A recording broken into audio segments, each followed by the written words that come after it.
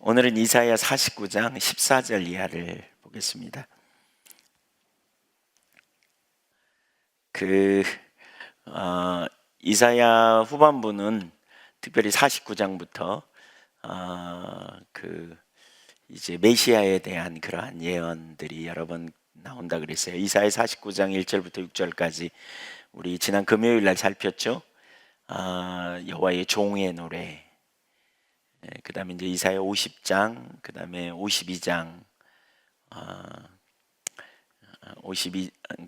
52장 후반부부터 53장까지 이렇게 여호와의 종의 노래가 계속해서 나옵니다.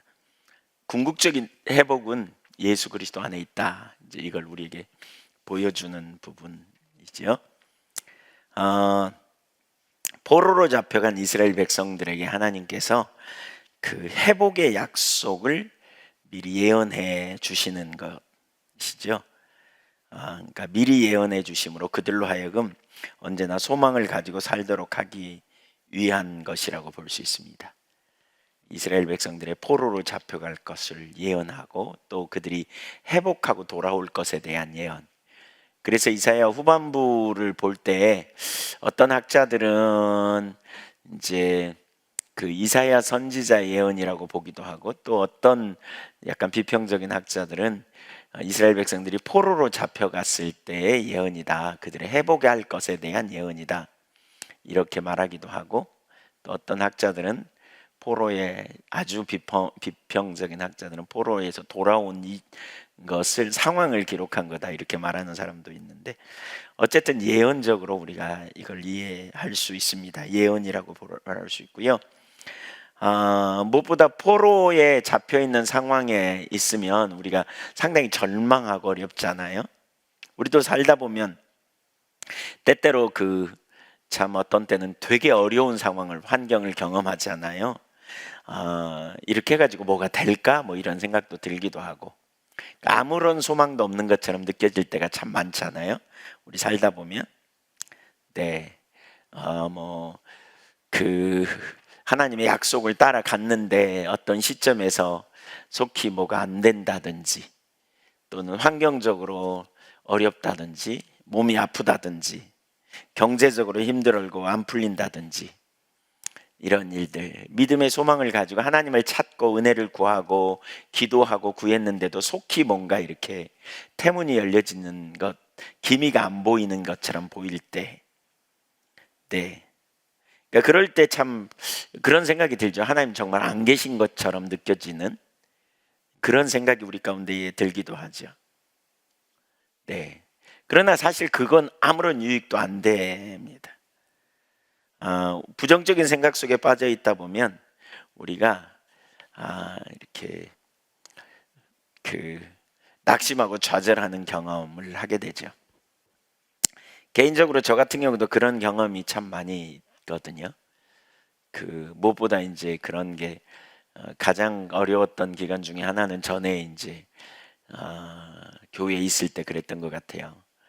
그러니까 처음에 이제 신학하고 목회, 단독 목회에서 목사 안수 받고, 이제 목사 안수만 받고 가야지, 목사 안수 받고 1년 있다 가야지, 그러다가 하나님께서 거기 떠나는 게 하나님 뜻이 아니라고 이렇게 말씀하시고, 그래서 거기 있는 가운데 뭔가 이제 하나님 뜻이 아니라 그래서 거기 있으면 뭔가 좀 태문도 열리고 뭔가 좀 일이 일어나야 되잖아요. 아무 일도 안 일어나는 거예요. 근데 얼마나 그때 힘들었는지 몰라요. 개인적으로는 참 힘들었던 것 같아요. 이래갖고 뭐가 되나, 뭐 앞날에 뭐 소망이 있나. 그래서 그때 미국으로 가볼까 하고 그랬는데 비자도 안 나와가지고 못 가고, 뭐 이런저런 참 어려웠던 시간이 많이 있었던 것 같아요. 그래서 제가 지구본을 하나 샀어요. 지구본, 이따만한 지구본. 네, 그 지구본을 지금도 제 서재에 있습니다. 이렇게. 예, 전라남도 화순군 도곡면 죽청리 산 15-1번지. 이 핀으로 찍으려도 안 찍혀져. 네, 하나님이 나를 잊어버렸나, 막 엄지 손톱으로도 우리나라가 전체가 가려지는, 잊어버리신 거 아닌가, 뭐 이런 생각을 참 많이 했던 것 같아요. 이래갖고 뭐가 될까? 앞이 보이나? 이런 생각. 또 예안교회 와가지고 초창기에도 많이 그랬던 것 같아요. 뭐가 될까? 금방. 하나님이 우리에게 약속하시고 그 약속이 금방 성취되면 우리 중에 아무도 좌절할 사람이 없겠죠. 하나님은 오늘 말씀하시고 내일 이루시지 않아요. 하나님은 언제라고는 잘 말씀 안 해요. 예. 속히 이루리라. 근데 그때도 우리는 기억해야 돼요. 주님의 하루는 우리의 천년과 같고, 이거 기억해야 돼요.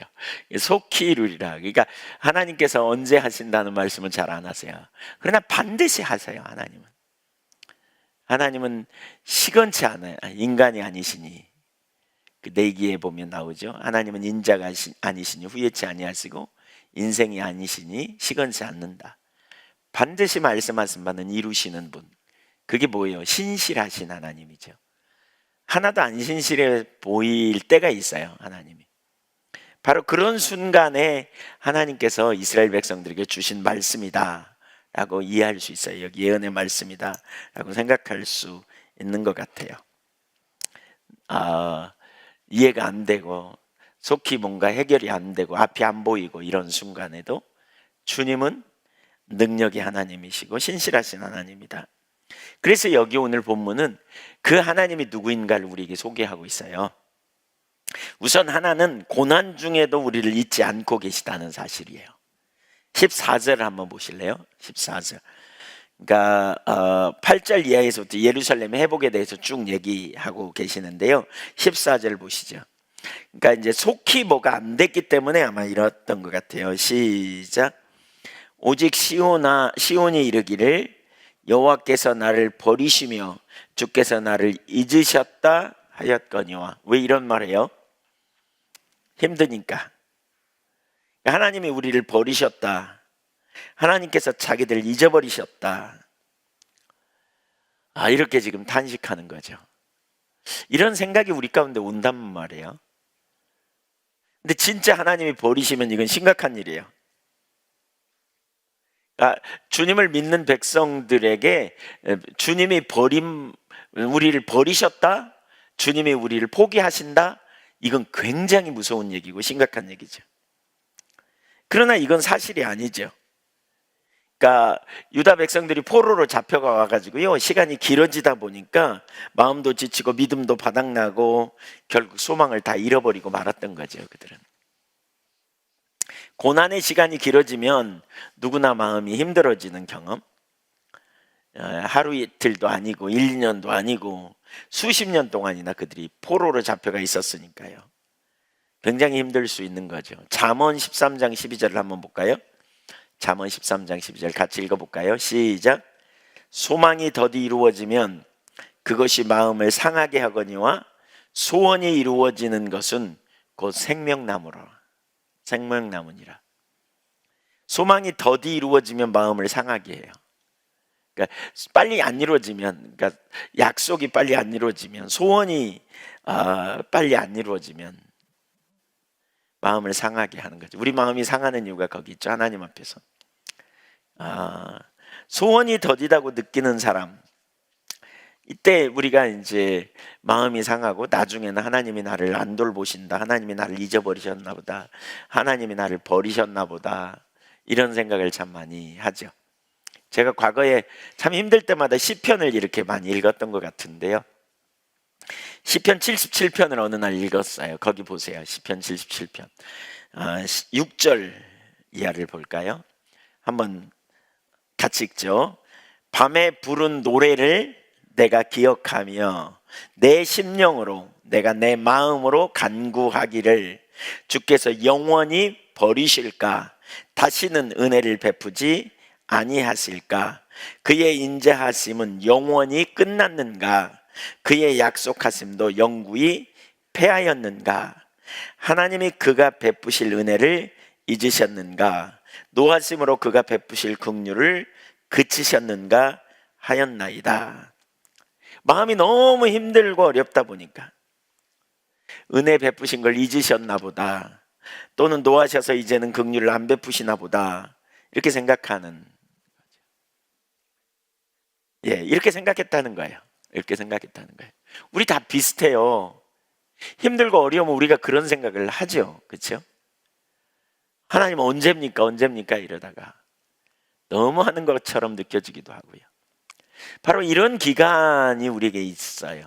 근데 이제 이런 기간이 한 부분은 다루심이기도 하고요. 이런 기간이 그러니까 우리로 죄를 돌이키게 하는 시간이기도 하고요. 이런 기간이 우리를 빚어가시면서 믿음으로 하나님만 신뢰함으로 기다리게 하는 시간이기도 하고요. 또 우리를 깨닫게 하시는 그러한 시간이기도 합니다. 자신을 버리신 것 같은 생각이 들 때 별별 생각이 다 나는 거죠. 나 잊어버렸나? 하나님이 날 놓치셨나? 하나님이 나를 더 이상 안 사랑하시나? 하나님 너무 하시는 것 같아? 뭐 이런저런 생각이 우리 가운데 끊임없이 올라오죠. 그러나 그 가운데서도 우리가 분명하게 알아야 할 것은 하나님은 절대로 우리를 잊지 않는다는 거죠. 절대로 잊지 않으신다. 그래서 여러분이 혹시 지금 그런 환경에 있으신가요? 혹시? 예. 그런 분은 저요 한번 해보세요. 저요. 그런 분이 있으세요? 하나님이 여러분을 속히 안 돌보시는 것처럼, 잊어버리신 것처럼 그런 느낌. 네, 그런 분 손 들어보세요. 저요. 예. 네. 네. 없으신 거예요? 별로 없으신 거예요? 손을 한 사람만 드는데. 네.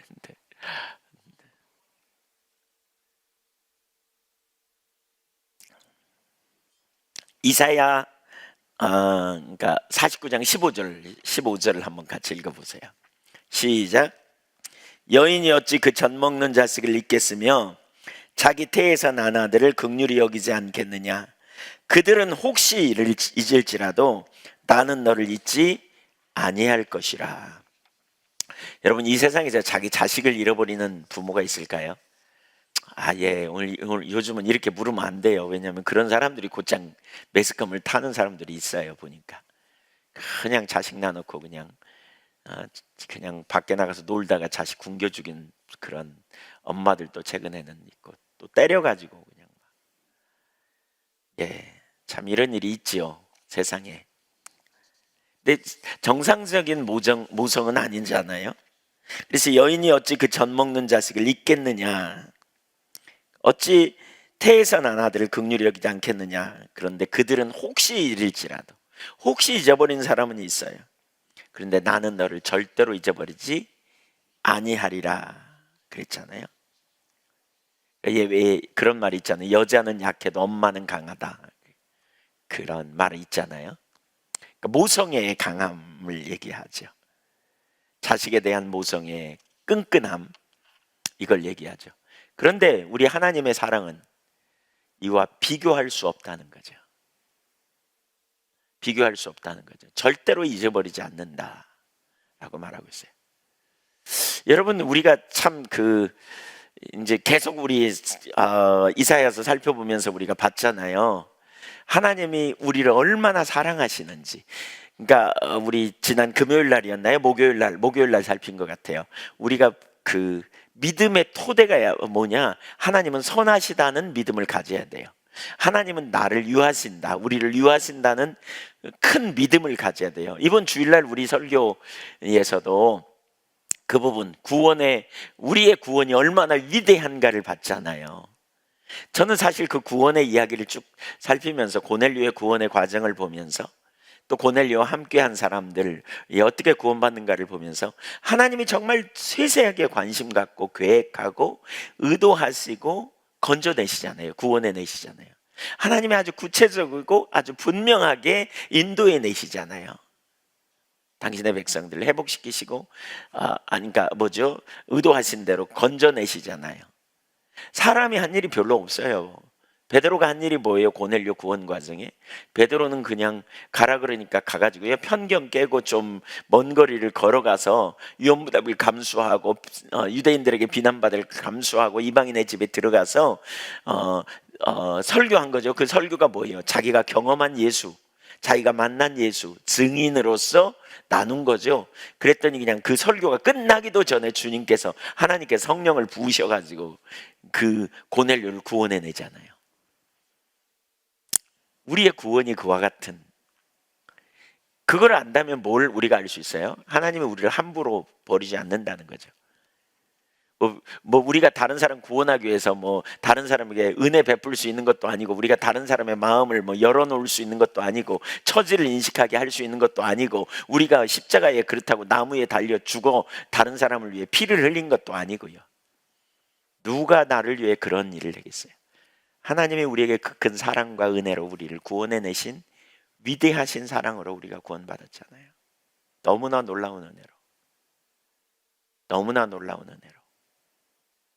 그게 우리를 향하신 하나님의 의도요 계획이잖아요. 그러니까 우리가 항상 염두에 둬야 될, 가장 기본적으로 깔려 있어야 될 믿음이 그래요. 우리의 구원이 얼마나 놀라운가? 십자가 보세요. 누가 자기 아들을 아끼지 않고 내어놓으시겠는가? 그래서 하나님은 우리 편이다. 하나님 네 편이야. 그게 로마서 8장 31절이죠. 하나님이 우리를 위하시면 누가 우리를 대적하리요? 하나님 편에 있어요. 우리가 하나님 품에 있음을 기억해야 돼요. 우리가 하나님의 그 신실한 은혜 아래 붙들림 받은 자들임을 기억해야 돼요. 이런 힘든 시기에 그런 생각이 막 오죠. 공격이, 어려움이 오고, 혹시 하나님이 나를 버리셨나? 예. 근데 아니라는 거죠. 그래서 여기 뭐라 그래요?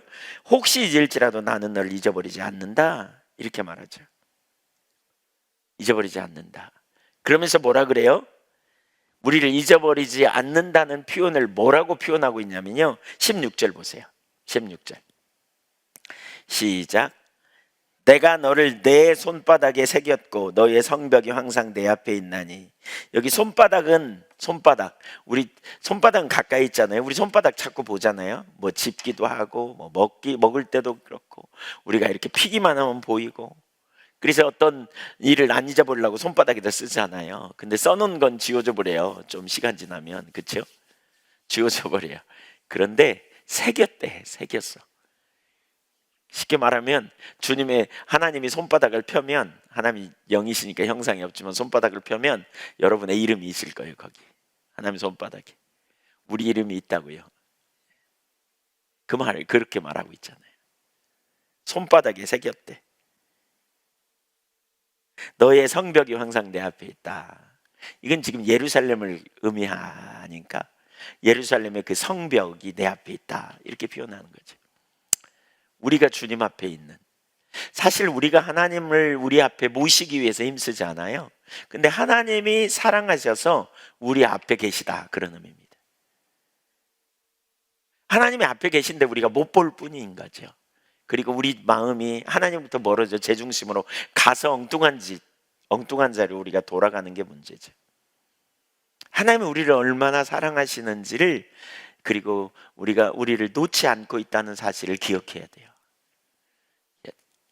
이게 되게 중요해요. 특별히 뭔가 속히 일이 이루어지지 않을 때, 또 우리가 기다림에 지쳐 있을 때 하나님이 누구인가? 성벽이 항상 내 앞에 있나니, 그 말은 계속 시선을 떼지 않겠다는 사실을 보여주는 거예요. 하나님이 이스라엘로부터 멀리 계시거나 무관심하지 않다는 거예요. 내가 너희 앞에 있다, 이 말이에요. 다윗이 시편 16편에서 여호와를 항상 내 앞에 모심이요, 이게 우리가 해야 될 일입니다. 항상 하나님 찾고 우리가 하나님을 신뢰하고 서는 일이 필요합니다. 그래야 우리가 하나님을 인식하고 살아가는데, 우리가 자기 중심으로 돌아가면 하나님 앞에 계셔도 우리 사이에 다른 게 끼어서 하나님을 못 보면, 인식하지 못하면 엉뚱한 방향으로 우리가 자꾸 흘러가거든요. 하나님 안 기뻐하는 자리로 우리가 가거든요. 그렇게 될 때 문제가 오는 거죠. 근데 우리가 하나님이 우리 앞에 계시다는 사실을 믿음으로 보는 거예요. 그게 뭐예요? 히브리서 11장 6절에요. 믿음이 없이는 기쁘시게 못하나니 하나님께 나아가는 자들은 반드시 그가 계신 거예요. 또 그를 찾는 자들에게 상 주시는 이심을 믿어야 할지니라. 우리가 하나님의 이름을 부를 때 하나님은 응답하시는 하나님임을 믿고 신뢰하는 거죠. 이 믿음이 있어야 돼요. 그 하나님은 누구라고요? 하나님은 중립지대에 계셔갖고 너 한번 찾아봐, 네가 나 찾으면 내가 너 만나줄게, 팔짱 끼고 계시면서 그렇게 하시는 분이 아니에요. 그 하나님은 우리에게 부모, 아빠 노릇 해주시기 오신, 그렇죠? 엄마는 잊어버려도, 네 어머니는 잊어버려도 난 너를 절대로 잊어버리지 않는다 라고 말씀하신 하나님이에요. 여러분, 우리가 믿음에 있어서 진짜 중요한 게, 지난번에도 나누지만 우리가 하나님이 우리 편이라는 거예요. 하나님이 내 편이라는 거예요. 하나님은 나를 유하시는 분이라는 이 믿음이 필요해요. 이 믿음이. 우리가 어떻게 구원받았는지 주일날 살핀 것처럼 구원의 위대함을 생각하면 우리가 얼마나 놀라운 은혜로 구원받았고, 하나님은 순간순간 우리의 기도를 들으시고 응답하시고 또 우리를 보살펴 주시고 우리를 가장 좋은 길로 인도하시는 하나님이시다. 이걸 신뢰해야 돼요. 사실 어떤 때는 하나님이 우리를 빚어가시는 가운데 터널을 통과하게 하시죠. 우리를 다루시는 거예요. 그 사이에.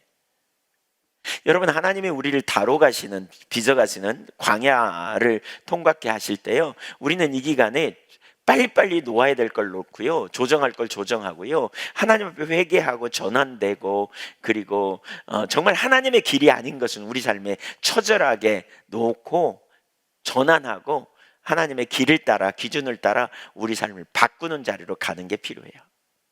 그 자리로 가야 돼요. 예. 근데 그러한 자리에 있을 때 우리가 하나님을 신뢰하고 서야 돼요. 우리의 초점이 하나님부터 멀어지면 안 되는데 바로 믿음 안에 있어야 돼요. 네. 이런 말씀들을 보면 하나님께서 우리를 절대로 한순간도 잊지 않고 계시다. 또 얼마나 우리에게 사랑과 애정을 가지고 지금 우리를 지켜보고 계신가 라는 사실을 우리에게 가르쳐 주잖아요. 그렇죠? 물론 하나님이 눈에 보이지 않기 때문에 그 사실이 잘 안 느껴질 수가 있어요. 그러나 이게 분명한 사실이죠. 분명한 사실이에요. 그래서 이런 믿음이 필요해요. 우리에게 이런 믿음, 이런 믿음이, 하나님이 우리와 함께 계시는. 사실 여러분, 개인적으로 제가 그런 경험을 하면서도 보았지만, 우리가 형통할 때는요, 주님을 아는 데서 자라가는 그런 기회가 별로 없어요. 우리의 삶에 위기가 오고 어려움이 오고 문제가 있고 갈등이 있을 때 우리가 영적으로 성숙됩니다. 어쩌면 여러분, 때로 하나님께서 우리에게 갈등을 주시고 약속하신 게 속히 안 이루어지는 시간을 우리는 원망하고 불평하고 피하고 싶어 하지 않아요? 근데 바로 그런 시간이 우리가 성숙되는 시간이에요. 만사형통하면 하나님이 우리와 언제나 함께 하신다고 굳게 믿죠. 위기가 와봐야 이런 갈등이 있고, 이런 갈등이 있어야 진짜 하나님이 나와 함께 하시나 안 하시나 고민하는 일이 벌어지고요, 그때 내가 믿음이 있는가 없는가가 드러나고요, 그런 과정을 통해서 하나님을 개인적으로 알게 돼요.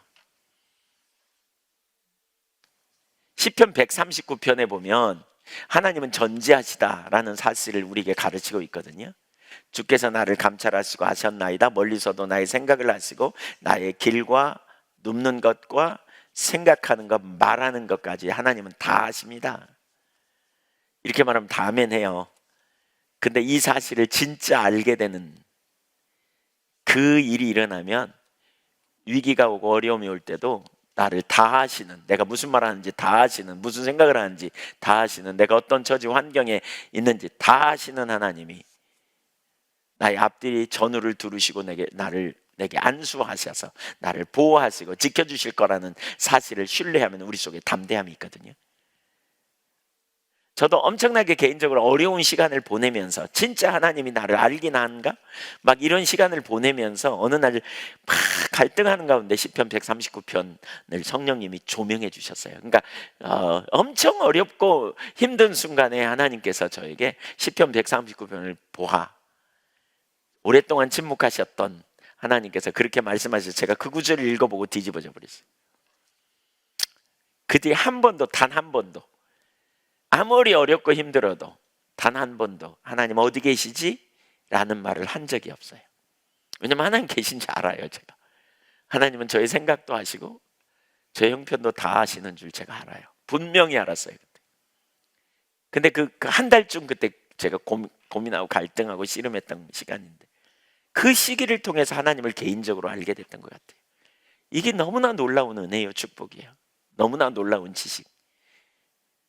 그래서 다윗이 그런 고백을 하거든요. 이 지식이 너무 놀랍고 기이하니, 이런 표현을 해요. 두 가지 시편 139편에 나와요. 전지하신 하나님, 무소부재하신 하나님. 신학적으로 아주 중요한 두 가지 하나님이 누구이신가를 가르쳐요. 거기. 이론적인 지식이 아니라 고난 속에서 하나님이, 위기 속에서, 앞이 안 보이는 상황 속에서 하나님이 나와 함께 계시구나. 이게 우리에게 강력한 능력이죠. 그래서 여러분, 고난이 유익이다 이렇게 말하잖아요. 시편 119편에 보면 고난 당하기 전에는 내가 어려웠는데, 몰랐는데 고난이 내게 유익이었다. 고난을 통해 진리를 배워요. 그래서 저는 좀 적당한 어려움이 우리에게 오는 건 큰 축복이라고 생각해요.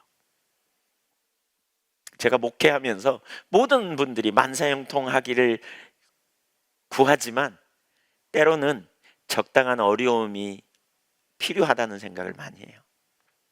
만사형통하면 엄청 교만해지고요, 자기는 다 잘난 줄 알아요. 근데 어떤 위기를 통해서 겸손하게 하나님 앞에 서고 하나님을 찾으면서 영적인 성숙을 이루어 가더라고요. 영적인 성숙을 이루어 가요.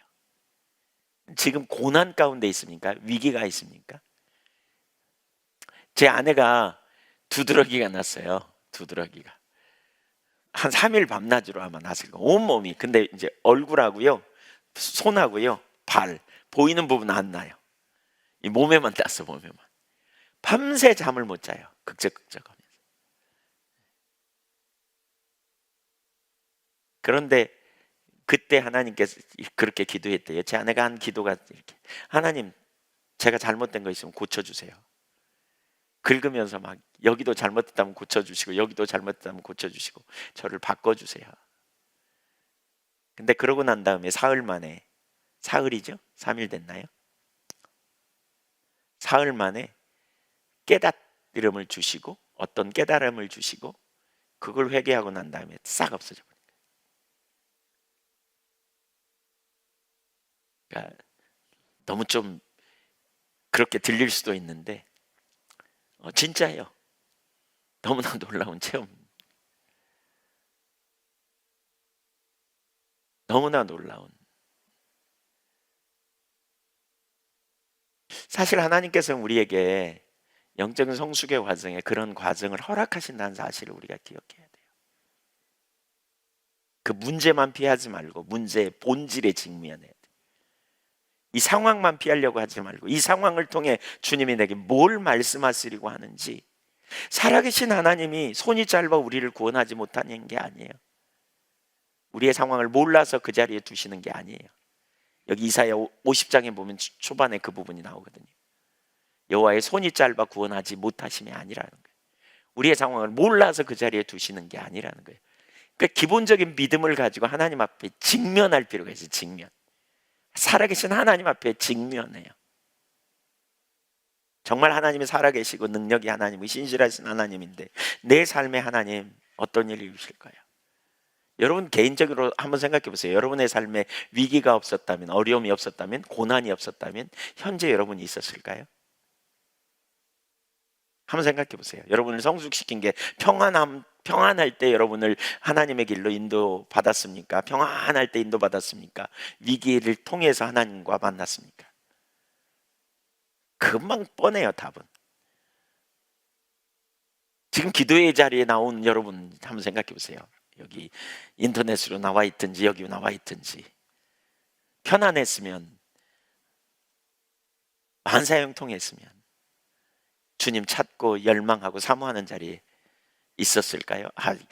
그렇게 그냥 아무 문제 없이 있는 거 너무너무 큰 은혜죠. 근데 사실은 고난과 위기를 통해서 하나님이 우리를 빚어가시는 거예요. 고난과 위기를 통해서 이 삶을 우리가 하나님 앞에 직면해야 돼요. 여러분, 세월을 아낀다는 게 그겁니다. 우리는 하나님의 심판대 앞에 설 거고요, 선악간에 우리는 하나님의 말씀이 곧 진리고 하나님의 말씀이 생명인 줄 알아요. 우리가 사나 죽으나 주님의 것임을 우리가 분명히 고백하고 주님 안에 설 때에 그분의 말씀이 우리에게 생명이기 때문에 하나님이 함께 하시면 놀라운 승리가 있음을 우리는 분명히 알아요. 전 대학원에서 욥기에 대해서 제가 이렇게 논문을 썼어요. 과연 신은, 하나님은 정의로운가? 이런 제목으로 논문을 썼어요. 하나님은 정의로운가? 욥의 친구들은 하나님은 정의롭다고 말하는데, 정의롭다고, 욥이 너 죄지어서 그렇다, 막 이런 문제 가지고 많이 고민도 해봤어요. 하나님은 과연 정의로우신 분인가? 정의로운 분이세요. 성경은 분명히 말하고 있고요. 하나님은 정의로운 분이세요. 그래서 의의 최후 승리를 저는 믿어요. 이 문제 갖고 고민 많이 했어요. 의의 최후 승리를 믿어요. 그러니까 뭐예요? 비록 의를 행하려고 하면 이 땅에서 손해도 보고, 이 땅에서 핍박도 받고, 이 땅에서 바보처럼 되기도 하지만, 이 땅에서 정말 엄청나게 미련해 보이지만, 그러나 의가 결국 승리케 된다. 이게 분명해요. 의는 승리하네요.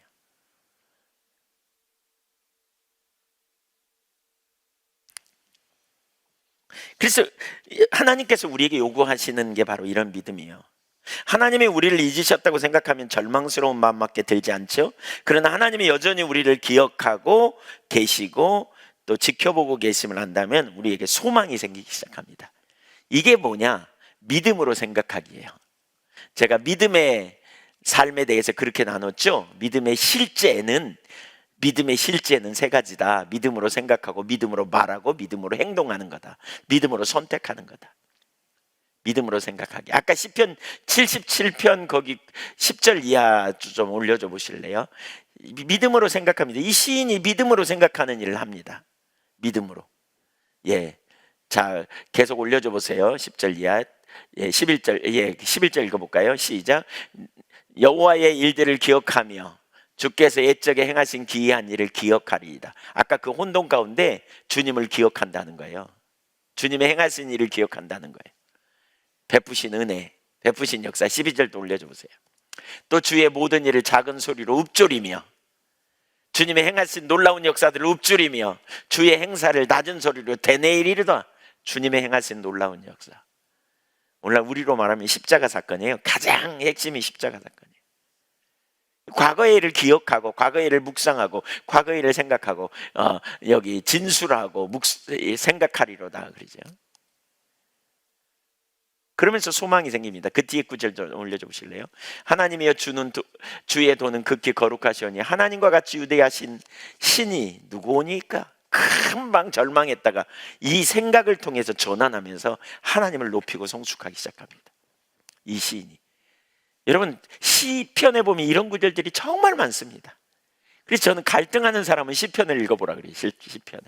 시편을 읽어보다 보면 시편 기자, 우리가 겪고 있는 많은 문제들이 시편 기자가 이미 겪고 있는 문제들인 것을 볼 수 있어요. 아무리 어렵고 힘들 때에도 믿음으로 생각하세요. 믿음으로. 지금 이스라엘 백성들에게 하나님께서 그 소망을 주시는 거죠. 그 소망을. 손바닥에 너를 새겼다. 네 부모는 너를 잊을지라도 나는 절대로 널 잊어버리지 않는다. 여러분, 그걸 기억하세요. 하나님 여러분 잊어버리지 않아요. 피로 값주고 사셨어요. 당신의 아들을 내가 달리는 십자가에 대신 못 박아 죽이고 우리를 구원해 놓으셨어요. 아멘. 우리가 이렇게 구원받은 자예요. 하나님이 우리를 잊어버리지 않아요. 하나님이 나를 영원한 나라에 이르기까지 나와 동행하시고 나와 함께 하시고 나를 건져주시고 내 기도를 들으시고 내 삶의 가장 완전한 길로 인도하시는 능력의 하나님을 기억하세요. 주님 없이 우리의 생각이 떠나서는 안 돼요.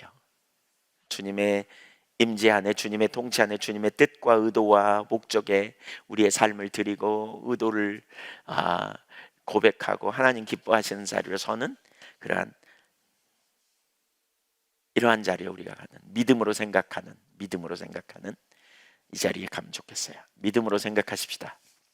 믿음으로 생각해요. 아멘. 두 번째로 하나님은 반드시 우리의 모든 문제를 또한 회복시켜 주신다는 거예요. 17절 보세요. 17절, 내 자녀들은 빨리 걸으며 너를 헐며 너를 황폐하게 하던 자들은 너를 떠나가리라. 그러니까 이런 얘기입니다. 이제 예루살렘을 파괴한 자들이 떠나고 새롭게 도성을 건축할 사람들, 곧 이스라엘 자손들이 포로에서 돌아오게 될 것이라고 말합니다. 그러니까 너를 헐며 너를 황폐하게 하던 자들은 너를 떠나리라. 하나님의 능력으로 그 일을 이루리라 그랬어요. 그러면서 뭐냐, 내 자녀들은 빨리 걸으며, 이 빨리 걸으며라는 단어에서 이 구절에서 내 자녀들은 이라는 말은 비나이크라는 히브리어인데요, 이 단어는 너의 아들들로 번역할 수도 있지만 너의 건축자들로 번역되기도 해요. 그러니까 이 구절을 이렇게 볼 수 있어요. 그러니까 이스라엘의 자손들이 그 무너진 성벽과 성전을 수축하기 위하여 빠른 걸음으로 서둘러 포로에서 자기 고향으로 돌아올 거다, 이렇게 말하고 있는 거죠.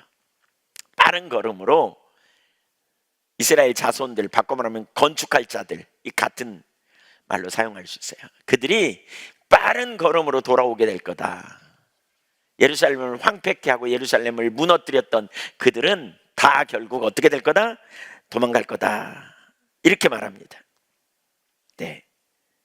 그래서 그 성벽이 회복될 것에 대한 하나님의 놀라운 약속이 있는 거죠. 반드시 회복될 거다, 반드시. 여러분 기억하세요? 하나님의 능력으로 임하실 때 반드시 저와 여러분의 삶이 회복돼요. 믿습니까?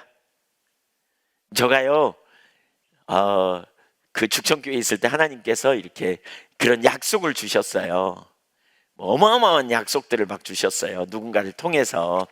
그래서 제가 그 미국에서 온 어떤 분이 이렇게 저를 앞으로 나오라 그러더니 이렇게 우리 김정일 목사님하고 같이 어느 집회에 갔거든요. 화순에서 무슨 집회가 있다 그래서 한번 가보자고 김 목사님이 전화하셔서, 제가 이제 고 김정일 목사님께서 돌아가셨는데 전화 와서 거기서 만나가지고 둘이 갔어요. 근데 막 시작했더라고요. 그래서 들어가자마자 나오라 그러더라고요, 저희 둘을. 그래서 나갔어요. 그랬더니 이분이 예언을 소위 해주는 거예요. 그때 녹음까지 해줬는데 그 녹음은 이게 어디 있는가 모르겠어요. 녹음까지 해주는데 그러는 거 있죠. 막 어마어마한 막 하나님이 이렇게 하실 거고 이렇게 하실 거고 이렇게 하실 거고 막 그런 약속을 주세요. 제가 속으로 아이고 참, 막 테레비에 제 얼굴이 나온대, 이렇게 보인대, 막 테레비에 나오고 막 비행기 그 노선이 막 무진장 많이 그려진대, 막 이렇게. 이게 도대체 무슨 일인가? 근데 그분이 말씀하신 게 대부분 다 이루어졌어요. 물론 아직 안 된 것도 있지만. 그분이 근데 한 가지 말한 것 중에 틀린 게 조만간 이사할 것 같다고. 그러면서 자기 생각이죠, 그게. 빠르면 1년 안에 갈 것 같은데. 그래서 제가 그 예언을 듣고 그냥 부지런히 1년 후에 어디 갈까 기대했다가 그러고 한 2, 3년 지난 것 같아요. 예, 그래서 아주 힘들었지만. 근데 그분이 말한 그 당시에 앞이 한 개도 안 보였습니다. 상황이 엄청 힘들었습니다. 엄청 어려웠던 상황입니다. 근데 그럼에도 불구하고 하나님이 이렇게 소망이 없는, 그래서 그런 게 이루어질까 싶었습니다. 근데 진짜 하나님이 하시더라고요. 이 시간이 지나면서 주신 약속이, 개인적으로 주신 약속들, 뭐 이런 약속들이 이루어지더라고요. 여러분, 가망도 없었다니까요, 환경적으로. 이스라엘 백성들이 지금 포로에서 이런 예언을 들었을 때, 포로에 잡혀갔을 때, 이 예언을 읽었을 때, 주어진 예언을 읽었을 때 그들이 이 일이 이루어진다고 생각했겠어요? 어쩌면 너무 우습다 이렇게 생각할 수 있어요. 말도 안 돼, 뭐 이랬을 것 같아요. 근데 하나님이 하시거든요. 18절 보세요. 내 눈을 들어 사방을 보라. 그들이 다 모여 내게로 오느니라. 예루살렘으로 돌아올 거라는 거죠. 나 여호와가 이르노라. 내가 나의 삶으로 맹세하노니 내가 반드시 그의 모든 무리를 장식처럼 몸에 차며 그것을 떼기를 신부처럼 할 것이라. 여기 내 눈을 들어 사방을 보라. 다 모여 내게로 오느니라. 이건 현재 시제입니다. 시제상 현재형으로 돼 있어요. 시제형으로 보면. 그러니까 마치 이스라엘 백성들이 지금 막 돌아오고 있는 모습을 생생하게 묘사하고 있는 것 같아. 막 지금 돌아오고 있네. 이스라엘 백성들이 막 돌아오고 있어 지금 막. 그렇게 믿고 기대하라는 거죠. 하나님의 약속을. 그렇게 되어질 걸 신뢰하고 기다리라는 거예요. 내가 나의 삶으로 맹세하노니 이렇게 말하잖아요. 여기에 이 원문 직역을 보면 살아있는 내가 말하노니 그 말입니다. 살아있는 내가 말한다. 반드시 이룰 거라 그 말이죠. 맹세. 하나님 맹세하신다는 말은 반드시 하신다는 말씀이거든요. 반드시. 약속과 맹세는 달라요. 약속은 조건적이에요. 네가 이렇게 하면 내가 이렇게 하리라 그래요. 근데 맹세는 달라요. 반드시 하겠다는 게 반드시. 네가 어떻게 하든지 상관없이 내가 하겠다 그 말이에요. 그 말이에요. 8절 하반부에 보니까 이런 말이 있어요. 거기 네가 반드시 그의 모든 무리를 장식처럼 몸에 차며 그것을 띠기를 신부처럼 할 것이라. 이 말이 좀 어렵죠? 현대어 번역을 읽어볼게요. 제가 너는 그들을 맞이하여 기뻐하고 그들을 자랑할 것이다. 그러니까 그 모든 무리를 장식처럼 찬다 그 말은 많은 사람이 네게로 돌아올 거다. 예루살렘에 그 말입니다. 그러면서 그 뒤에 계속 읽어보면 그들은 내 몸을 장식하는 귀중한 폐물과도 같아 쓸쓸한 과부와 같던 내가 홀리의 식장으로 들어가는 신부와 같이 아름답게 될 것이다. 하루아침에 예루살렘 성이 황폐하고 예루살렘 성이 깨지고 예루살렘 성에 사람들이 다 열방으로 쫓겨가고 그런 상황인데 하나님이 돌아오게 하셔서 예루살렘에 북적거리고 사람이 많아지게 하고. 그래서 스가랴 2장에 보면 사람이 거접할 곳이 없다. 살 곳이 없어. 없을 만큼 넓어지게 할 거다. 이렇게 표현하고 있거든요. 그래서 너무 많은 사람이 있었고 성이 감당을 못해. 그러니까 성 밖에서도 살아. 그런데 하나님이 그들을 위하여 불성곽이 되시겠다. 이렇게 표현해요. 불성곽. 친히. 그래서 대적이 침입하지 못하도록 보호하시겠다. 이런 표현이 있어요. 그렇게 놀라운 일을 이루겠다는 거죠. 이 약속은 사실 이사야서에도 나타나지만 스가랴서에도 나타나고요. 여러 군데 이 약속들이 나타납니다.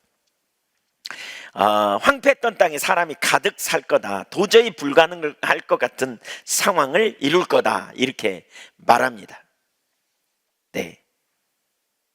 이 19절 보시죠. 19절 20절 시작.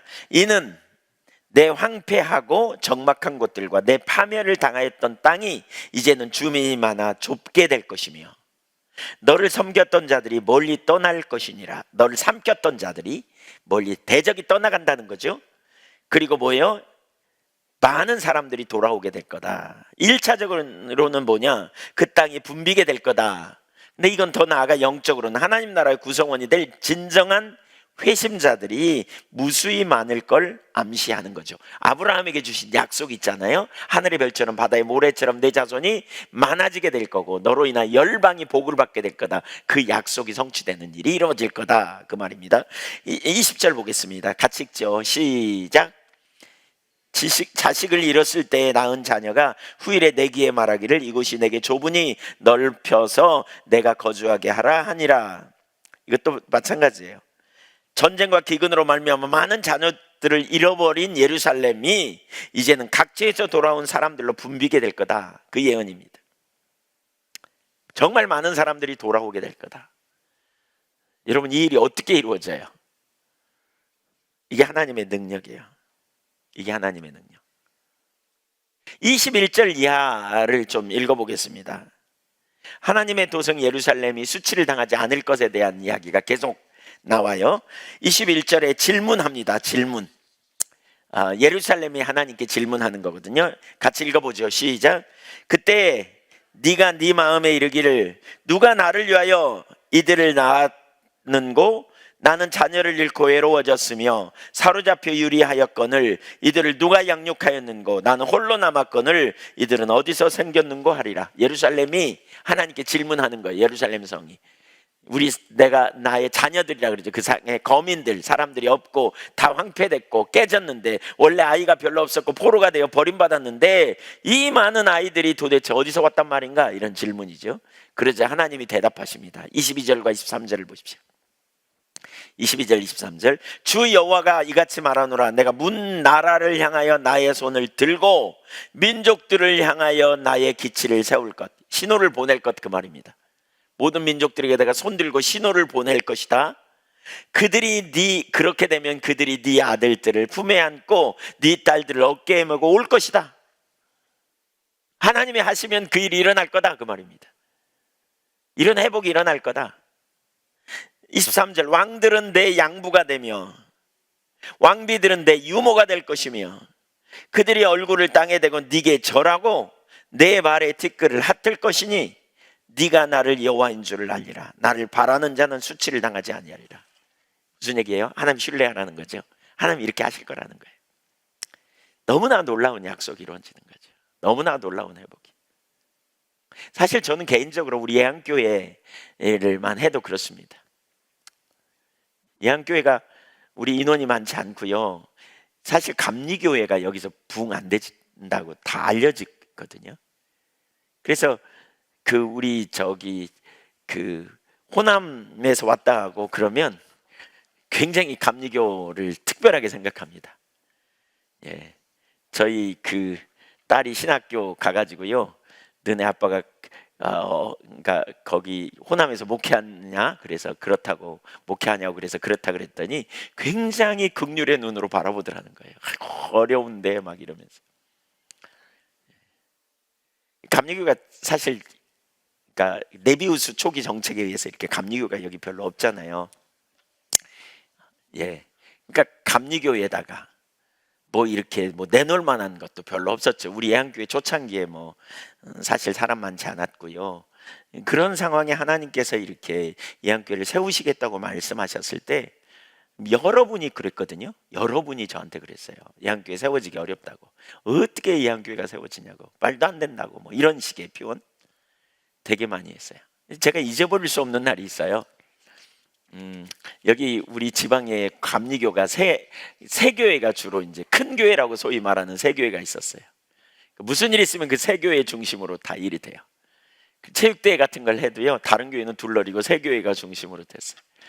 근데 어느 날 저희가 교회가 예한교회가 좀 인원이 많아지면서 체육대회 하는데 저희가 우승을 차지했어요. 그때 너무 참 놀라운 일이 일어났어요. 경품도 대부분 다 예한교회에서 다 탔어요. 희한하더라고요. 대부분의 종목을 다 우승하고요.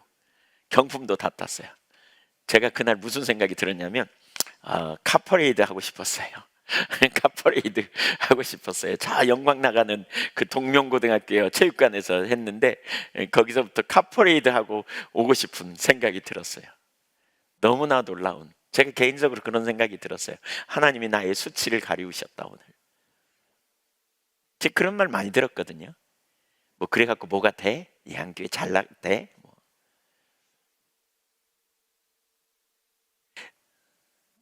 여러분, 하나님이 하셔야 돼요. 하나님이. 진짜 하나님은 능치 못함이 없는 분이에요. 신실하신 분.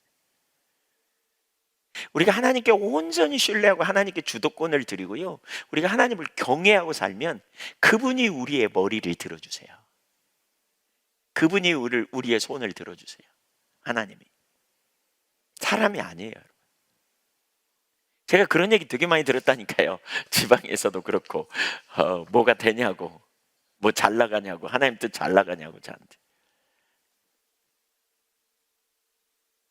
근데 그날 잊을 수가 없어요. 제가 잊을 수가 없어요. 하나님이 우리의 머리를 들어주셨다. 이런 생각이 들었어요. 너무 감격하고 기뻤어요. 체육대회 1등 나서 기쁜 게 아니에요. 하나님이 행하시는 역사. 지금도 계속 하나님께서 예한교회 가운데 일하고 계시고 앞으로도 행하실 일을 저는 기대해요. 제가 27년 동안 목회하면서 단 한 번도 재정적으로 마이너스 된 적이 없어요. 그 전보다 마이너스 된 적이 없어요. 항상 그보다 더 많았어요. 여기까지 왔어요. 작년에 엄청 어려운 순간에도 정말 많은 교회들이 마이너스였더라고요. 근데 그 상황에서도 올라갔어요. 조금씩이라도. 여러분, 이게 사람이 한 일이 아니에요. 누가 하신 일이에요?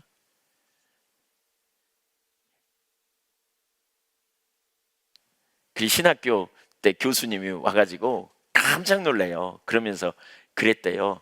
호남에 가면 전설이 있다. 우리 감리교 전설이 있다 그랬대요. 너네 선배 중에 한 사람이 교회를 크게 성장했다. 양교회가 크진 않지만 호남 지역에서 교회가 세워졌다는 게 그런 거예요. 이게 진짜 누가 하셨어요? 하나님이 하신 거예요. 하나님. 그러니까 여러분, 하나님을 우리가 기대하는 거예요. 신실하신 하나님, 실수하지 않는 하나님, 약속을 이루시는 하나님, 우리를 절대로 잊어버리시지 않으신 하나님, 우리를 부르시고 우리에게 약속을 주시고 우리를 통해서 하나님 나라를 넓히려고 역사하시는 신실하신 하나님을 우리가 순전한 믿음으로 우리가 하나님 신뢰하는 자리에 가야 돼요. 순전한 믿음으로.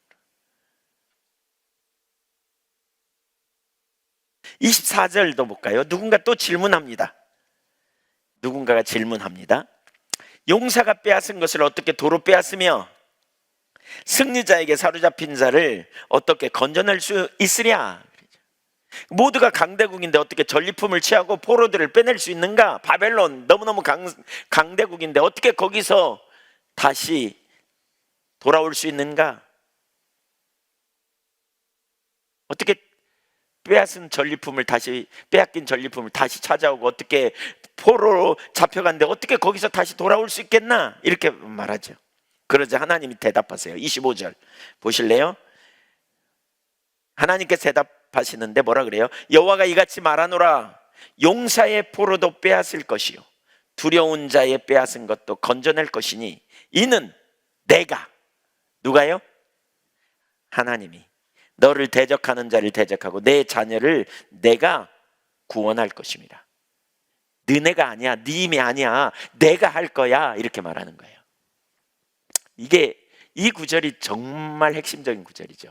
이게 뭐예요? 이 구절이 가르치는 게 뭐예요? 보라, 여호와는 나의 구원이시라, 그 말씀이에요. 한번 따라서 보세요. 보라, 여호와는 나의 구원이시라. 하나님이 하시겠다는 거예요. 여러분, 우리를 건지시는 분이 하나님이세요. 어떤 상황, 어떤 환경, 어떤 처지에 있어도 하나님이 결국 건지시겠다는 거예요. 하나님이. 우리는 그 하나님을 신뢰하는 거예요. 우리는 그 하나님을 보는 거예요. 우리는 그 하나님을 의지하는 거예요. 그러니까 하나님께 신실해요. 경외하는 자를 둘러진치고 보호하신다 그랬어요. 경외하는 자는 수치를 당하지 않는다 그랬어요. 경외하는 자에게 하나님께서 친밀한 교제로 인도하신다 그랬어요. 우리가 하나님을 경외하고 하나님 신뢰할 이유가 여기 있는 거예요. 나의 상급은 여호와 하나님이시다. 나의 방패는 하나님이시다. 내 머리를 드시는 분은 하나님이시다. 돈이나 명예나 사람이 아니다. 그래서 우리는 하나님 앞에 서는 거예요. 하나님 앞에. 이 믿음이 있을 때 우리는 견디고요. 이 믿음이 있을 때 세상에서 타협하지 않고요. 이 믿음이 있을 때 주의 길로 가는 거예요. 내가 한다 그러잖아요. 내가. 주님이 하시겠다는 거예요. 주님이. 우리의 힘이 아니에요. 우리의 능력이 아니에요. 내가 너를 대적하는 자를 대적하고 네 자녀를 내가 구원할 것임이라 그랬어요. 여러분의 가정의 태문을 주님이 열어주실 거예요. 아멘. 별로 안 원하세요? 아니면 말고. 근데 여러분의 가정의 태문을 주님이 열어주실 겁니다.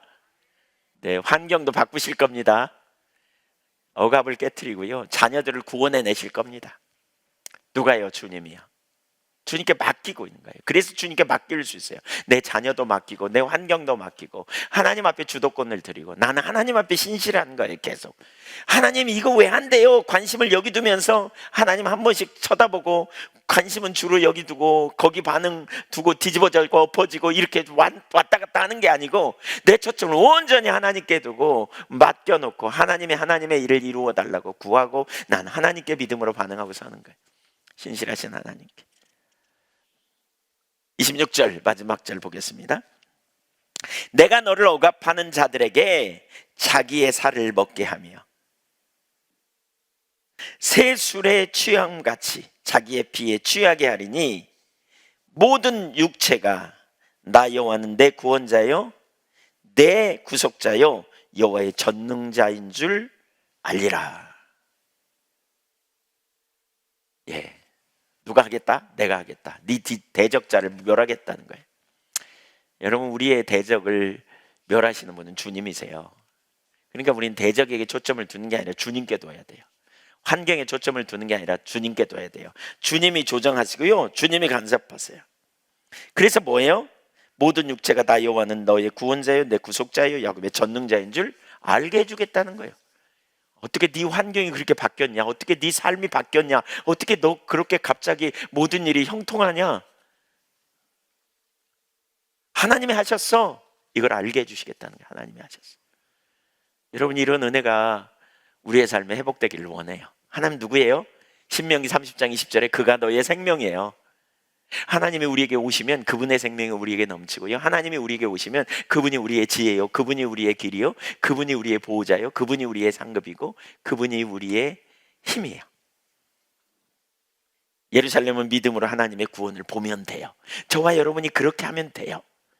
우리가 밤마다 이렇게 주님을 찾는 가운데 우리의 모든 상황을 주님께 맡기고 믿음으로 주님 자신을 구하고 주님의 임재 가운데 있기를 간절히 사모하고 그렇게 나갈 수 있기를 간절히 원해요. 실제로 이 예언이 성취됐어요. 언제 그래요? 예, 주님께서 그들을 바벨론 제국을 멸망시키고 바사 왕국, 페르시아죠, 통해서 유다 백성들이 고향으로 돌아올 수 있게 해주셨어요. 역사적으로 보면 BC 538년에 시작해서 445년까지 3차에 걸쳐서 유다 백성들이 고향 팔레스틴으로 돌아오게 됩니다. 그리고 다시 성전을 세우고 성읍을 건축하고 그 땅에서 살게 됩니다. 누가 하셨습니까? 하나님이 하셨습니다. 하나님이. 그래서 시편 126편에 보면 이스라엘 백성들이 포로에서 돌아오게 할 때에 그들이 기뻐하며 하나님을 찬양하는데 이렇게 찬양해요. 그 구절만 한번 읽고 마치겠습니다. 여호와께서, 같이 읽죠. 시작, 크게 읽죠. 시작. 여호와께서 시온의 포로를 돌려보내실 때 우리는 꿈꾸는 것 같았도다. 그때 우리 입에는 웃음이 가득하고 우리 혀에는 찬양이 찼었도다. 그때 문 나라 가운데서 말하기를 여호와께서 그들을 위하여 큰일을 행하셨다 하셨도다 하였도다. 여러분, 이 일이 꿈꾸는 것 같았대요. 우와, 진짜 이 일이 일어나네. 하나님 약속이 진짜 성취되네. 이런 거죠. 우와, 말씀대로 됐네. 그래서 어떻게 해요? 웃음이 가득하고 혀에는 찬양이 넘치는 거죠. 하나님 너무 감사합니다. 여러분, 혹시 지금 낙담되고 어려운 환경, 위기 가운데, 문제 가운데 있다면, 그리고 기다리다가 지쳐서 하나님이 날 안 사랑하는 것처럼 그렇게 느끼신다면 격려를 받으세요. 주님이 하세요. 아멘. 따로 쓰세요. 믿음으로 생각하고 믿음으로 말하고 믿음으로 선택하자. 하나님은, 따로 사세요. 하나님은 나의 구원이시다. 하나님만 우리의 구원이세요. 하나님 신뢰하고 우리가 그렇게 믿음으로 가시자고요. 그분의 말씀 반드시 성취돼요. 개인적으로 저는 그분의 말씀이, 하나님의 약속이 성취되는 걸 참 많이 경험했던 것 같아요. 제 안에 여기 있지만 저희들의 삶을 하나님이 많이 성취하시는 거예요. 교회에 대한 약속도 하나님이 약속하신 대로 성취하셨고 성취해 가시는 게 보여요. 하나님께서 정말 하나님이 얼마나 위대하고 하나님이 얼마나 놀라운 하나님인가를 보면서 진짜 말도 안 되는 것 같은 역사가 이루어지는 거 있죠. 삶의 전환이. 제가 예언교회 우리 성도님들 중에 그런 얘기를 많이 들었어요. 목사님, 진짜 너무나 놀라운 일이 우리 가정에 일어나고 있어요. 이렇게 말하시는 분들이 있어요. 어떤 분들은 이렇게 갖고 뭐 되냐? 그러고 떠난 분도 적진 않아요. 네, 저는 분명히 그렇게 확신해요. 반드시 된다. 붙어만 있으면 바뀐다. 제가 그 얘기를 초창기에 되게 많이 했거든요. 그랬더니 그렇게 말하는 분들이 있어요. 우리 김혜정 권사님, 아이들에게 계속 교회 열심히 나오라 그러면서 나가도 안 바뀌어 난 그런다는 거예요. 그러면 그런다는 거예요. 나 봐라, 엄마 봐라, 붙어만 있으면 바뀌어, 그런다는 거예요. 붙어만 있으면 바뀌어. 하나님이 하신. 여러분, 하나님 능치 못함이 없어요. 신실하세요. 우리가요 정말 경외함으로 주님 편에 서자고요. 아멘. 우리가 하나님 앞에 있음을 인식하고요. 우리도 하나님을 우리 중심에 모시고 사소한 돈 문제, 욕심, 이기적인 거, 여러분 안에 올라오는 시기, 질투, 경쟁심, 이거 철저하게 회개하고 끊어버리고요, 믿음으로 주의 길을 선택해 가는 거예요. 하나님 기뻐하시는 길, 인본주의적인 생각 내리고. 찬양 하나 하고 기도하겠습니다. 같이.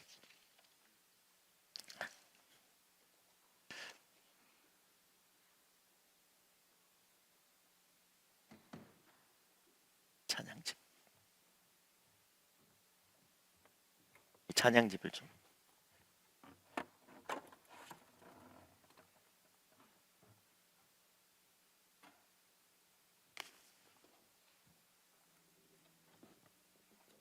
나의 기도 나의 소원 일생 동안 날마다 주여 주님 집에 거하면서 그 찬양할까요? 130장.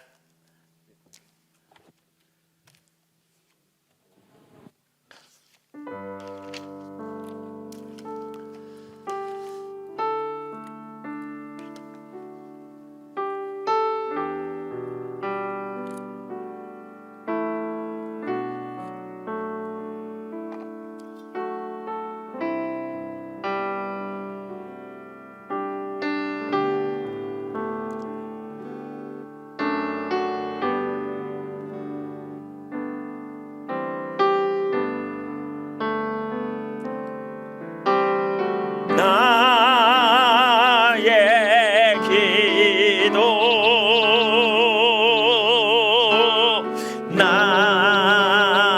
나의 소원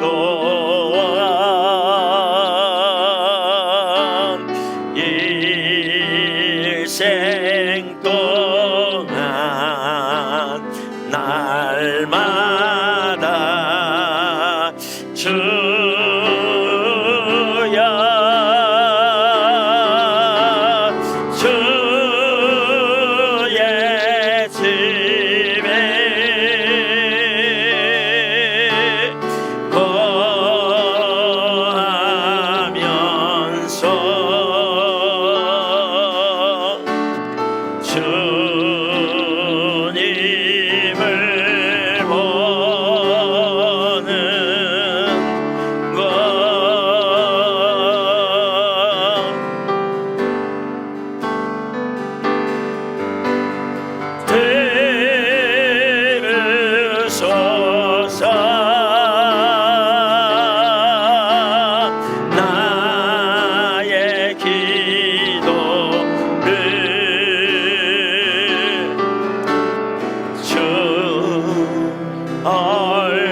얼굴을 감추지 마소서. 주는 나의 힘 나의 방패 나를 세우소서.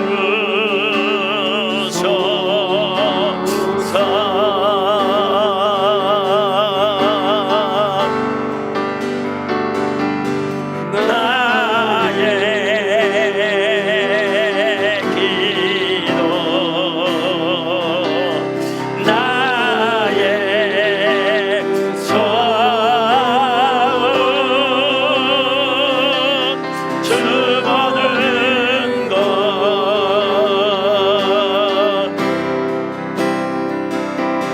주 보는 것. 우리 같이 하나님 앞에 기도하겠습니다. 온 마음을 다해 신실하신 우리 하나님 앞에 감사하고 나가면 좋겠고요, 뜻을 정하면 좋겠어요. 내가 주를 온전히 신뢰합니다. 나보다 더 잘하신 하나님, 내가 주님 앞에 있음을 인식하고 주를 잘 믿기로, 주님만 의지하기로, 주님만 신뢰하기로 내가 뜻을 정합니다. 하나님 아닌 다른 것에 내 마음을 빼앗기지 않겠습니다. 의의 최후 승리를 내가 믿고 진실하신 하나님을 존재를 다해 따르기로 선택합니다. 이렇게 우리가 하나님 앞에 결단하며 기도하면 좋겠습니다. 같이 기도하겠습니다. 할렐루야. 우리 아버지 하나님, 감사합니다. 오늘 또 말씀을 통해 우리에게 하나님만 신뢰하고 따르도록 초청하고 또 이끌어 주시니 감사합니다. 하나님 아버지, 아버지의 그 놀라운 은혜와 사랑, 하나님 크시고 놀라우신 그 은혜 너무너무 감사합니다. 우리가 주인 되었을 때 아들을 아끼지 않고 내어주심으로 하나님께서 우리에 대한 자기의 사랑을 확증해 주심을 우리가 분명히 보며, 하나님 터널 속에 또 이해할 수 없는 환경 속에 있는 하나님 모든 순간들 믿음으로 주님 의지하고 주님을 신뢰하고 따르기로 선택합니다. 오 할렐루야. 우리 하나님 아버지, 빛 대신 주님을 온전히 의지하고 신뢰하며 주님만 온전히 의지하고 따르기로 작정하며 주 앞에 나가오니 새롭게 하시는 은혜를 부어주시고 우리 주님께 영광이 되게 하시고 우리 주님 기뻐하시는 길로 서게 하시며 하나님의 나라와 영광을 위하여 나가도록 역사하여 주옵소서. 신실하신 하나님, 영광으로 임하여 주옵소서. 기름 부음으로 임하여 주옵소서. 능력으로 역사하여 주옵소서. 아버지께 영광이 되는 삶이 되게 하여 주옵소서. 행하시는 놀라운 역사를 보기를 원하고 또 하나님의 의도와 하나님의 목적과 하나님의 길을 따라 하나님 담대함으로 나가도록 역사하여 주옵소서. 우리의 눈을 열어 주님 믿음으로 주님을 따르기로 신뢰하는 주의 백성들로 눈을 열어보게 하시고 오직 모든 순간 믿음으로 생각하고 믿음으로 행동하고 믿음으로 따르는 주의 종들로 되도록 역사하여 주옵소서.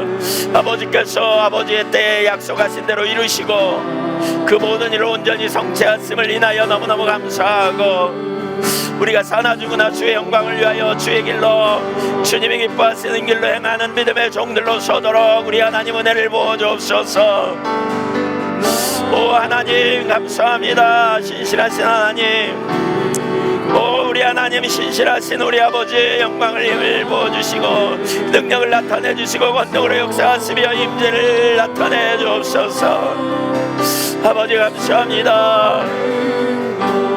아멘. 주님 감사합니다. 영광으로 임하여 주옵소서.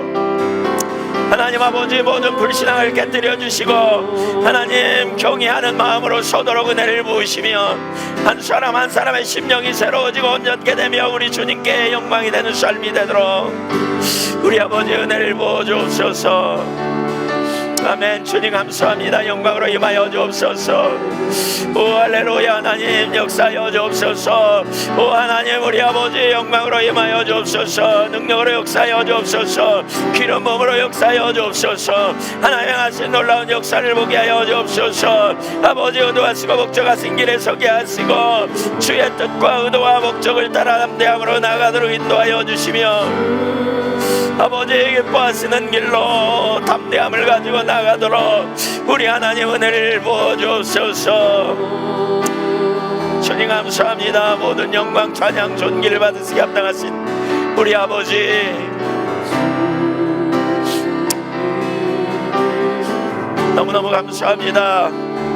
그렇습니다. 하나님은 완전하십니다. 신실하십니다. 실수하지 않으십니다. 우리가 믿음으로 행하고 보는 것을 행하지 않기로 선택합니다.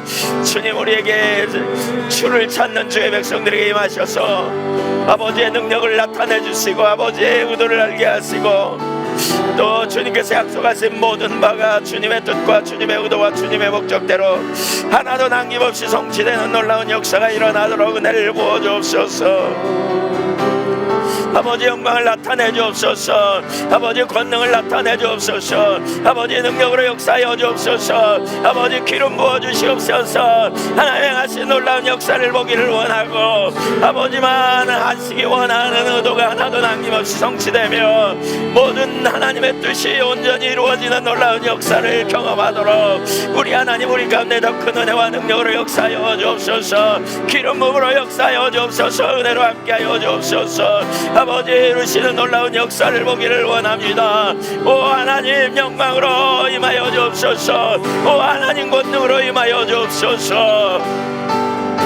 주님 홀로 영광을 받으시고 찬양을 받으시며 완전하신 주님을 높이고 송축합니다. 아멘. 감사합니다. 하나님 감사합니다. 하나님 감사합니다. 하나님 감사합니다. 하나님 감사합니다. 영광 받아 주시옵소서. 주님 영광 받아 주시옵소서. 주님의 뜻과 의도와 목적을 따라 나가게 하시고 주님의 길로 행하게 하시고 주신 은혜와 능력 가운데 붙들림 받으도록 역사하여 주옵소서. 우리 하나님 영광으로 임하여 주옵소서. 감사합니다. 하나님 감사합니다. 우리 아버지 감사합니다. 임하소서. 능력으로 임하소서. 원능으로 임하소서. 은혜로 함께 하소서. 새롭게 하신 은혜로 아버지 영광으로 임하여 주소서.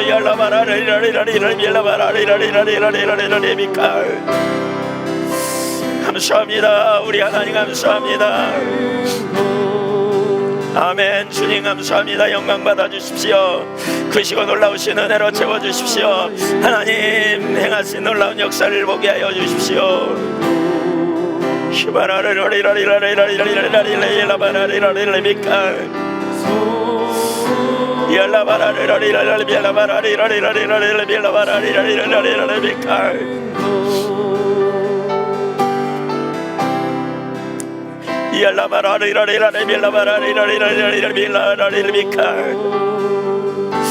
할렐루야. 감사합니다. 아버지 영광으로 임하여 주옵소서. 기름 부음으로 역사하여 주옵소서. 능력으로 임하시옵소서. 원능으로 역사하여 주옵소서.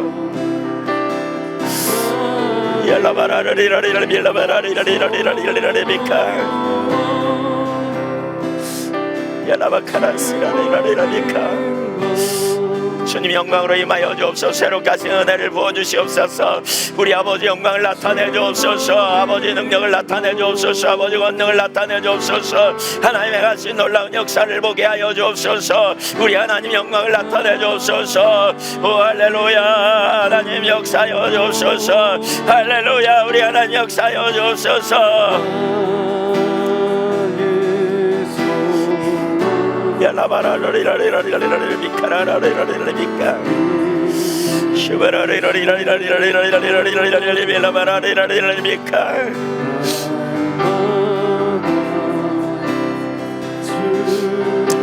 할렐루야. 바바바야 라바라리라리라리라리라리라리라리라리비카.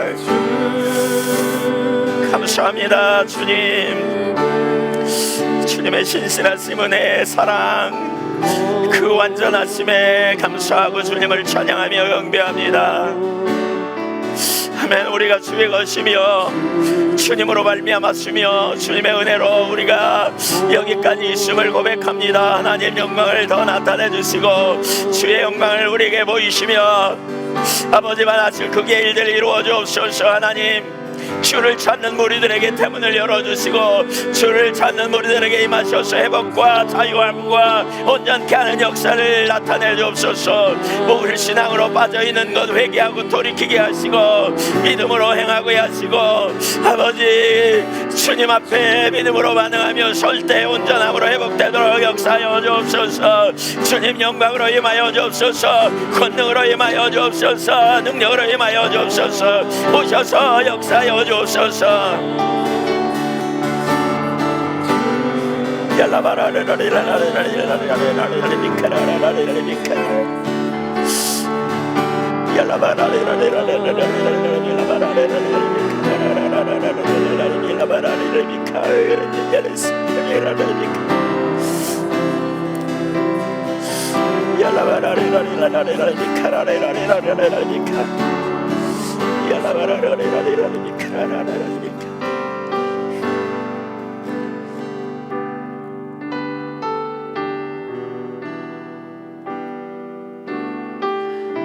여러분 중에 불신앙에 여러분이 있어서 하나님을 잃어버리고 길을 잃어버린 그런 자리에 있다면 지금 회개하십시오.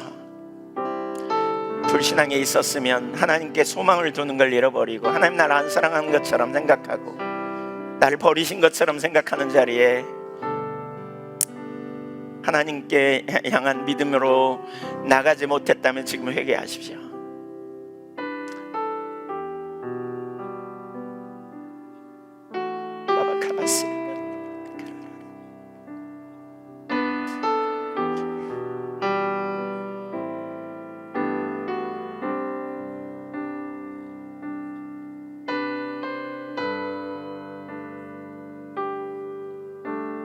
우리를 향한 완전한 사랑으로 우리를 원하시는, 나를 원하시는 주님을 신뢰하지 못한 채 어려움과 위기와 환경 가운데서 길을 잃어버렸다면 그 부분을 회개하고 주님 앞에 고백하십시오.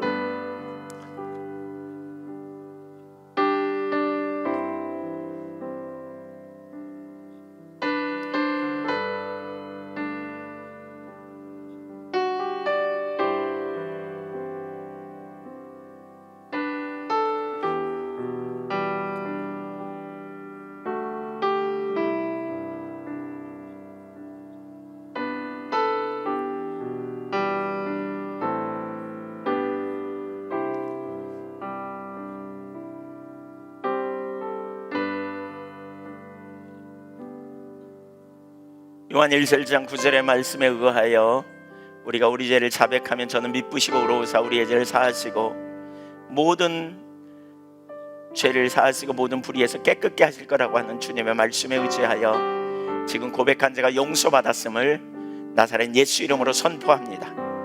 나사렛 예수 이름으로 명하노니 이제 불신으로 인한 영향력은 끊김을 하고 파질지어다. 하나님 아닌 다른 것에 초점을 두게 했던 모든 영향력은 깨질지어다. 주님, 새롭게 하시는 은혜를 한 분 한 분에게 부어주시옵소서. 주를 기대하고 사모하는 그 심령에 주님이 임하시어서 만져주시옵소서. 그 영혼을 회복시켜 주시옵소서.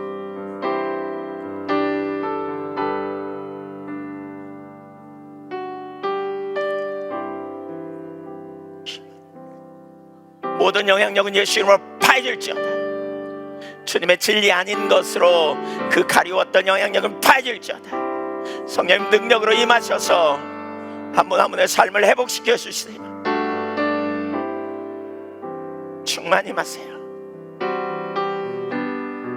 여러분이 기대하시는 것이 이루어지지 않을지라도 주님의 임재를 더 소중히 여기는 자리로 고백하셔야 돼요. 여러분이 뜻하는 대로 안 될지라도 주님이 함께 하시는 것을 더 소중하게 여기며 고백하셔야 돼요. 아멘. 더 충만히 임하시옵소서. 물부터 부어주시옵소서.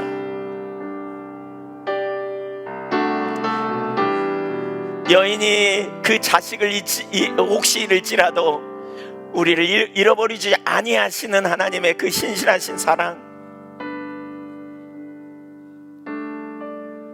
우리를 손바닥에 새기시고 우리를 아시는 그 주님의 그 열망, 열정, 하나님 그 열정을 신뢰하고 주 앞에 지금 나아갑니다.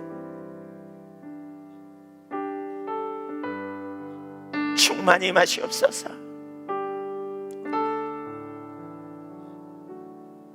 주님 물부터 부어주시옵소서. 더 충만히 임하세요.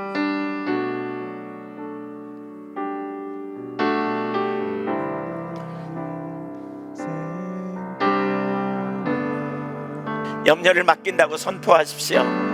내 문제를 맡긴다고 선포하십시오. 주님이 오시면 된다고, 주님이면 충분하다고, 주님 영광을 내가 알기를 원한다고, 내가 주님 앞에 있기를 원한다고, 조급함 또 환경 바라봤던 걸 용서해달라고 구하십시오.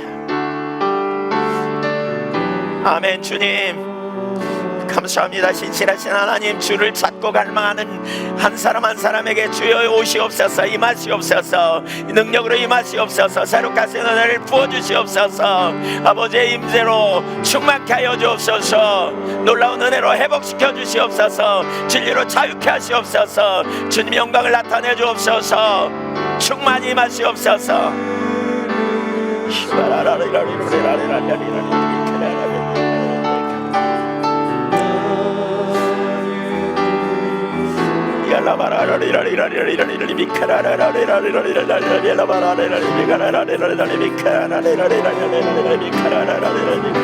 주님 감사합니다. 행하신 일로 인하여 감사합니다. 행하실 일로 인하여 감사합니다. 아버지의 뜻을 온전히 이루시옵소서. 아버지 영광을 나타내시옵소서.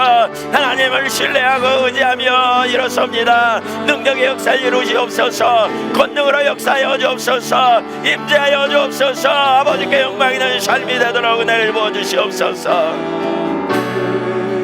오 할렐루야. 감사합니다.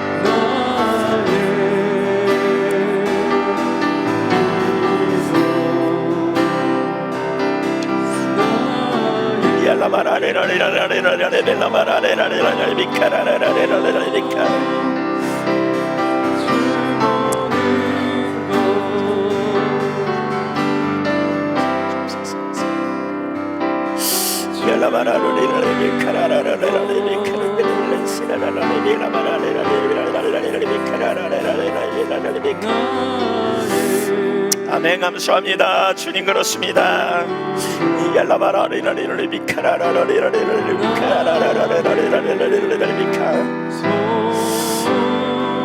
오 하나님 감사합니다.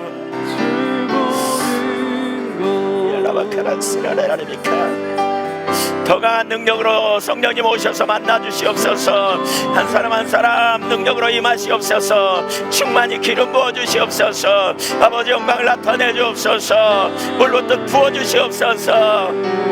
주님의 임재로 채워주시옵소서. 주 영광을 보게 하여 주옵소서. 주의 백성들의 손을 붙들어 일으켜 주시옵소서. 주의 백성들을 회복시켜 주시옵소서. 주의 백성들에게 주의 영광을 나타내 주옵소서. 아버지의 마음을 부어 주시옵소서. 아버지 영광을 나타내 주십시오.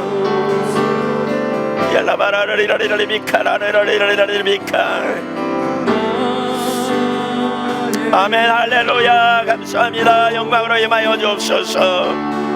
아버지 영광으로 임하여 주옵소서. 아멘. 감사합니다. 영광 받아주십시오.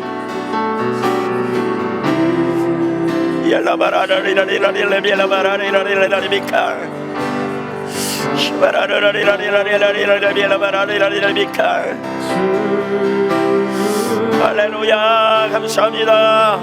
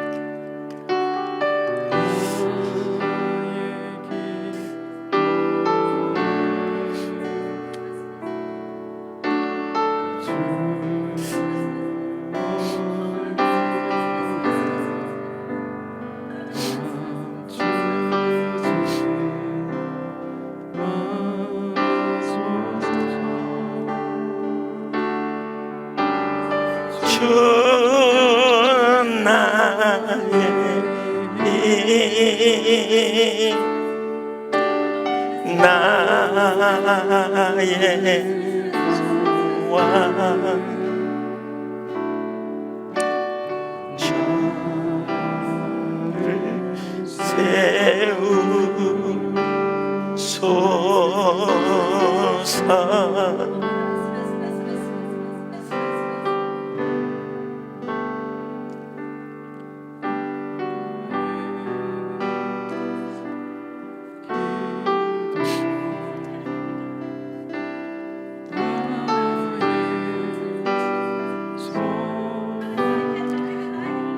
각자 기도하다가 마치도록 하겠습니다. 내일도 계속 모이겠습니다.